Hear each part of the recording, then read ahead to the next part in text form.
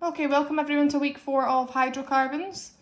Last week everyone did struggle quite a bit with systematic naming, which is totally to be expected. It's a really difficult concept. So this week we're just going to consolidate all that. So what I'm going to do in this video is go through a load of worked examples. Okay, we'll look at examples of naming from the full structure, drawing from the name, writing the shortened structure from the full structure, and naming from the shortened structure. Then once you've watched this video, there are some example questions for you to try and answers, and then by the end of the week I'd like you to complete the Microsoft forms that's attached to the assignment. Okay, so let's start off with naming from full structure. We're going to look at example number 1. So I would really recommend you to have your 6 steps for naming in front of you when we go through this worked example and the rest of the video. Don't just try to do this without any of your notes in front of you. Okay, so the very first thing we should be doing is identifying the longest chain of carbons. So we're looking for the longest number of carbons that can be followed in one pathway. Now let me just show you what I mean by one pathway. So if you start at one pathway would be going in one direction all the way along to the end, okay, without stopping or turning back. It doesn't need to be in a straight line. It can follow around bends, but it's just going from one to another without turning back. Now in this one we can see that the longest chain we've got is 3 carbons in a row. So I'm just going to highlight my longest chain. So now that we have the longest chain, we can identify the parent hydrocarbon. So we can see here that our longest chain has 3, okay? So 3 is going to be prop. And in between all of the carbons are single carbon-to-carbon bonds. There's no double bonds. So the parent hydrocarbon is going to be propane. Okay? Now our next step is to circle and identify any branches. So that's any carbons that are not in the longest chain are considered branches. So if we look here, we can circle this round. Now that's CH3. So that will be a methyl branch. Okay, it's got 1 carbon in it. CH3 is a methyl branch. Now, our third step is to number our carbon chain. So remember, we always number from the end closest to a functional group. Now in this case, we don't have a functional group. There's no carbon-to-carbon double bond. So instead we look to number it from the end closest to the branch. So we can either number from this end or that end, because the branch is in the middle, it doesn't matter. So we've got 1, 2, 3, we've numbered, okay? So now we can see we've got 1 methyl branch, okay?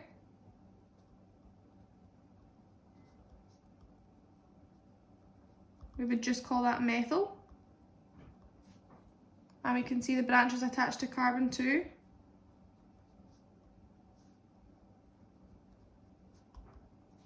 So looking at the structure, this is all the information we've worked out.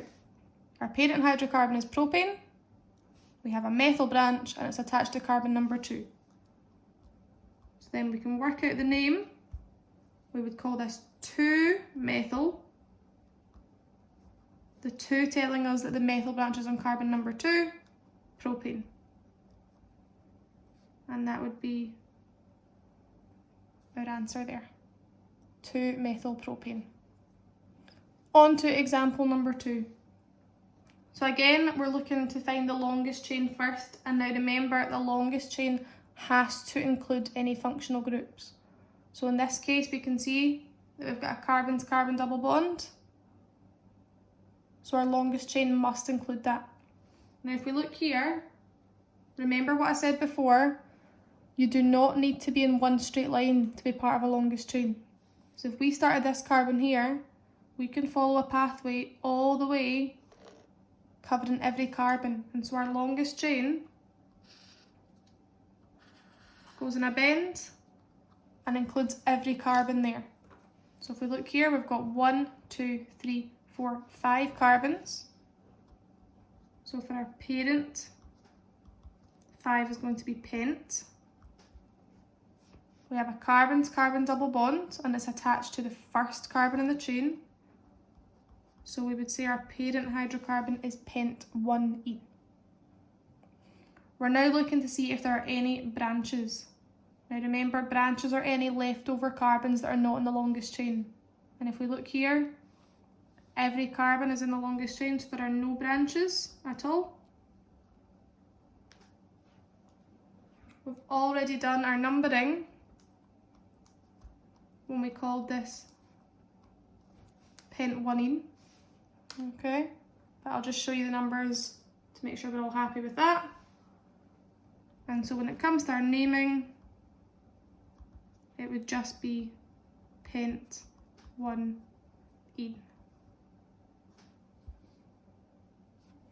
On to our final example of naming from full structure. So again, as always, our first thing that we do is identify the longest chain. So we're looking for the longest amount of carbons in a row, including our functional group, which is our double bond here. Okay, so if we start here, 1, 2, 3, 4, 5, 6, we've got 6 in a row, but we need to make sure that none of the bends are included. So if we test this one, 1, 2, 3, 4, 5, that's not as long. 1, 2, 3, 4, 5, that's not as long. So that tells us our longest chain is just our straight chain in the middle. So for naming our parent hydrocarbon, we need to identify what alkene this parent hydrocarbon is. Remember, we number from the end closest to the functional group, so that's over here. So if we number our carbon chain, okay, we can see that there are 6, which would be hex. We can see that our carbon-carbon double bond starts on the second carbon, which would make this hex-2-ene. Okay. Now, we do have branches in this example. We can see that there are carbons coming off either side. So let's look at this one up the top here. That's our first branch. It's got 1 carbon. So that will be a methyl branch. Okay, if we look down here, we have another carbon, just 1 coming off. So that'll be another methyl branch. A CH3 up here, a CH3 down here. So if we have 2 methyl branches, we use a wee prefix to say that there's 2 of them, and that prefix we use is dimethyl. So what we would say, because there's 2 methyl branches, it's dimethyl. Now we can see from the numbers that both branches are on carbon number 4. Now we need to take that into account with the naming, because we need to tell everyone exactly what carbons every branch is on. Okay, so when it comes to writing our name, we need to mention the number of both branches. So this carbon branch is attached to 4. This one is also attached to 4. You need to write the 4 twice to show that both branches are attached to carbon number 4. Then it's dimethyl because we have 2 methyl branches. And then we write our parent hydrocarbon name, which is hex-2-ene. And that is our final name. Let's now move on to thinking about drawing the full structure from the name given. So in example 1, we are asked to draw 2,3-dimethyl heptane. So let's break this down a little bit. So at the end here, heptane, that tells us our parent hydrocarbon. The end part tells us our parent. 2,3-dimethyl, this tells us about our branches. Okay, so when it comes to drawing, the very first thing we do is draw the carbon chain of our parent hydrocarbon. We have heptane, so hept tells us there are going to be 7 carbons in a row, and the ane part tells us that there's going to be single bonds between all those carbons. Now our next step is to number our carbon chain. Now it doesn't matter what side we number this from just now. because we're drawing it, we can choose, so I've just numbered it from the left. Then our third step is to add any branches. So this tells us that we've got a branch on carbon 2, a branch on carbon 3, and they're both methyl branches. So on carbon 2, I'll add a methyl branch, a CH3, and on carbon 3, I'll add another CH3 methyl branch. Then our final step is just to add any remainder hydrogen atoms. So you've got to look at every carbon in turn and make it up to 4 bonds. So if we look at this carbon number 1, currently it's only got 1 bond attached. It needs to have 4 bonds, and so to do that, we would add 3 hydrogen. If we look at carbon number 2, it's currently got 1, 2, 3 bonds. So to make it up to 4, we add 1 hydrogen. And you just do that all the way along your molecule until every carbon atom has 4 bonds around it.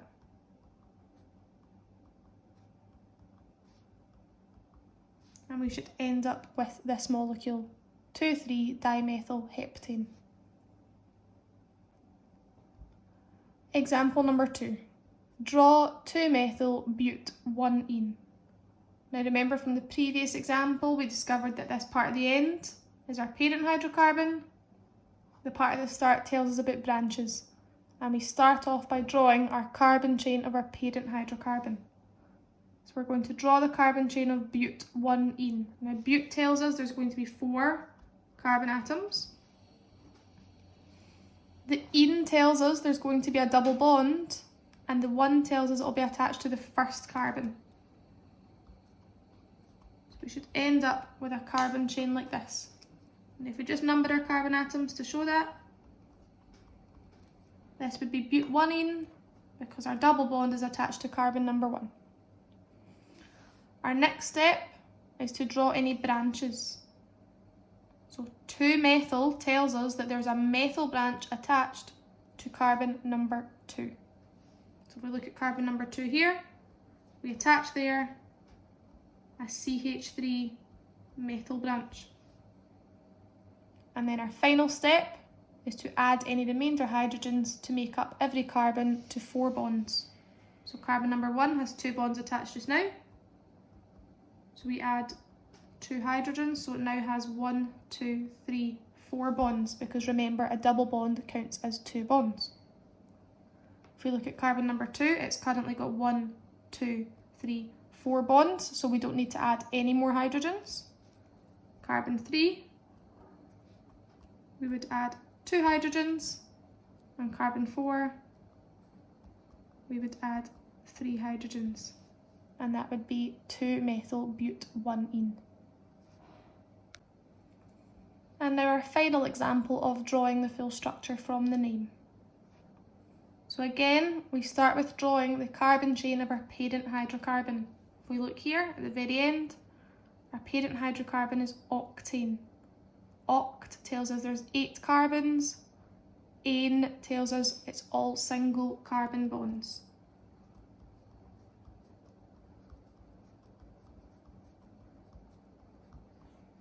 So there we go, we start with our chain. Our next step is to number our chain. And remember, because we are drawing it and there is no double bond, we can just number from either side. Now, if we look here at the branches this time, it's a wee bit different because we have named 2 branches. We have 3 ethyl written and 4 methyl. Now, if you have your steps for naming there, you'll see that at the very end it mentions that branches are listed in alphabetical order. So that means if there's a hydrocarbon that has ethyl and methyl branches, the ethyl's always mentioned first. So we can see that our ethyl branch is attached to carbon number 3. Now remember, an ethyl branch has 2 carbons and 5 hydrogens. So this is how we would draw it. There would be 2 carbons coming off and a total of 5 hydrogens around these 2 carbons. It can also sometimes be written CH2, CH3. Then on the fourth carbon, we're going to have a methyl branch. So that is our CH3 that we're used to.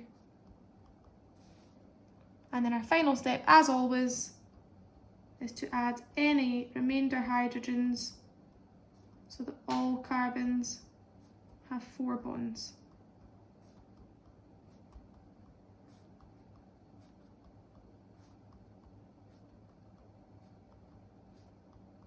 So this would be 3-ethyl 4-methyl octane. Okay, so moving on to looking at writing the shortened structure from the full structure. We've got an example here. It's a hydrocarbon. We can see there's a double bond. That's something we're going to have to pay attention to. And we should be able to also see that there's a branch there. So remember, when we write shortened structure, we look at every carbon in turn. And we look at the hydrogens or branches attached to that carbon. So if we look at this first carbon here, we can see that there are 1, 2, 3 hydrogens attached. So we would write CH3. On to our next carbon, there's only 1 hydrogen attached, so that would be CH. And then we can write our double bond in to represent that there. Our next carbon, where there's no hydrogens attached, so we write C. But we can see that there is a branch attached. Now remember, we represent a branch in shortened formula by writing it in brackets. Then on to our next one, C with 2 hydrogens attached, that would be CH2. C with 2 hydrogens attached would be CH2. And then our final carbon has 1, 2, 3 hydrogens attached, that would be CH3. So now when you look at this shortened structural formula, you can see that there will be a carbon-to-carbon double bond and there will be a branch within the molecule. Let's now look at another example of writing the shortened structure from the full structure. So again, as before, we're going to go from each carbon in turn, looking at what's attached. So our first carbon here has got 1, 2, 3 hydrogens, so we write CH3. Our second carbon has no hydrogens attached, but it does have a methyl branch attached here and a methyl branch attached here. Now remember, we write our methyl branches in brackets. Now to show that there are 2 methyl branches attached, we're going to put a wee 2 outside the brackets. This tells us that on this carbon there are 2 CH3 groups attached. Then on to our next one, we have CH2. Our next one, CH2. And then we finish with our CH3. Okay, so if you ever see a 2 outside brackets, that's telling you that there are 2 attached to the previous carbon. And on to our final set of examples, we're looking now at naming a hydrocarbon from the shortened structure. Now it's really important that if you're ever given a shortened structure and asked to name it, the first thing you should do is draw that molecule out in full. It will make your life so much easier. So let's do that. So we're starting here with our first carbon, and that's going to have 2 hydrogens attached. Then we can see that there's a double bond. And our next carbon will have 1 hydrogen attached. Now, because they've shown the double bond, we must know that between all the other carbons, there'll just be single bonds. So then we've got that attached to a CH2. Then our next carbon has a H attached, and this bracket tells us there's a methyl branch.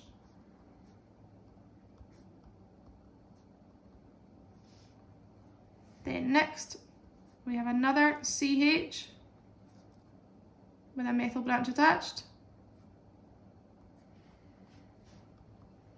And then finally, we have a CH3. So we've now drawn our molecule in full. We now go through our naming rules as normal. So the very first thing we have to do is identify the longest chain. Now remember, that has to include our carbon-to-carbon double bond. So we can see here 1, 2, 3, 4, 5, 6 in a row. Or we could do 1, 2, 3, 4, 5. Nope, that's not as long. Or we could do 1, 2, 3, 4, 5, 6. So our longest chain can either be our straight chain along here, or this one that slightly bends up. It doesn't matter. For ease, we're just going to do the straight chain all the way along. Now, because it's an alkene, we can see there's a double bond. We have to number our carbon chain quickly first before identifying the parent. And we do that by numbering from the end closest to the double bond.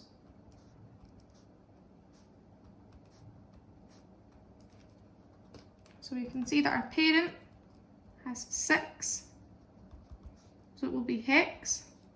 The double bond's attached to carbon number 1, so our parent hydrocarbon is hex 1-ene. Now we've got 2 branches left over. We knew that already from looking at the shortened formula, but you can now also see them here. That's CH3, so that's methyl. That's CH3, so that's also methyl. And if we have 2 methyl branches, remember, we call that dimethyl. And we can see that they're on carbon numbers 4 and 5. So when it comes to writing the name, we need to list the numbers of all the branches. So we would write 4, 5, that tells us there's a branch on 4 and 5. Dimethyl, that tells us that both the branches are methyl. And then we write our parent hydrocarbon, hex 1-ene. That would be the full name of this molecule. And now on to our final example. So as before, the first thing we do when we're given a shortened structural formula and asked to name it is write the molecule out in full. So starting here, we have CH3.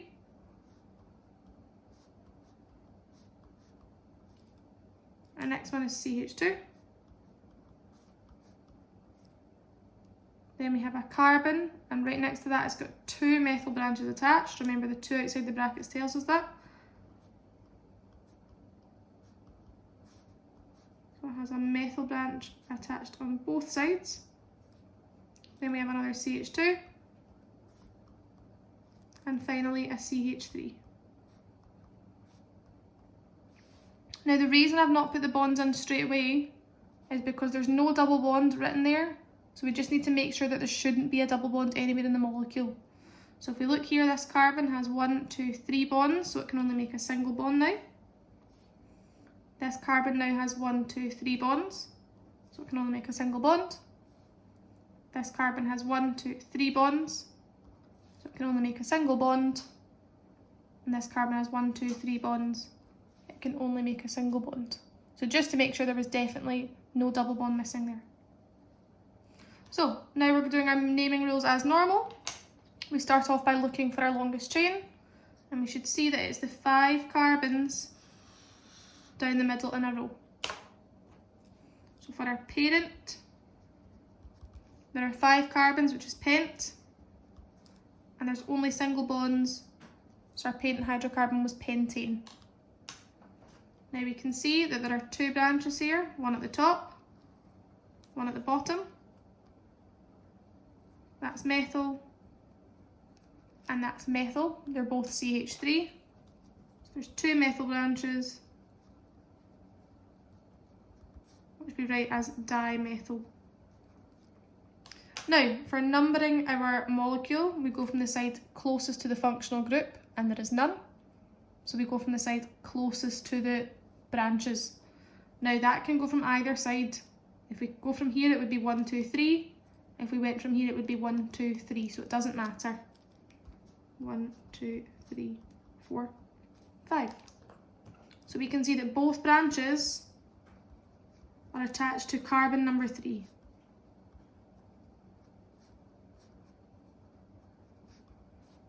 Okay, and that's important because we need to make sure we note that in the name. So now when we write the name, we have to list the numbers of both the branches. So they're both attached to carbon 3. We have to write that 3 twice. You need to make sure you write it twice. There are 2 methyl branches, so we call that dimethyl. And the parent hydrocarbon is pentane. So this molecule here and here is 3,3-dimethylpentane. Now I hope that's explained things a wee bit clearer. If you're still unsure of any of the examples, please just email me and I can run through it again with you. If you now have a wee shot of all the practice questions and then have a look at the answers that are given on the Microsoft Teams, and once you're ready, have a go at the Microsoft Forms.